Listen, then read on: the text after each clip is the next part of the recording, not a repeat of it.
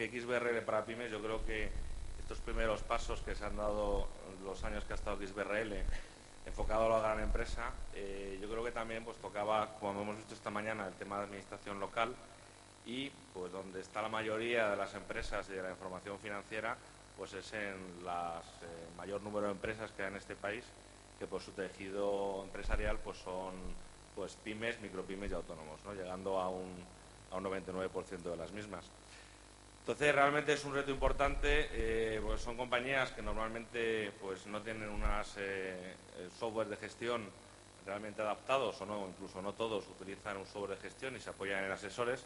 pero sí creemos que pues el impulso de XBRL y de la digitalización de su información financiera pues presenta ese reto de, uno, cómo logramos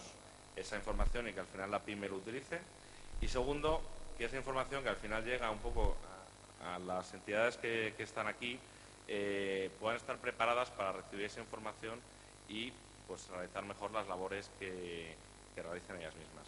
Lo primero, yo creo que es muy esperado ese nuevo Plan General Contable de 2008, que está yo creo que a puntito de salir, y pues María Dolores y Manuel nos van a dar un poquito esa visión general sobre ese nuevo Plan General Contable. También comentaros que estamos trabajando para la taxonomía de XBRL de ese nuevo Plan General Contable, también en lo que sería gran empresa, pyme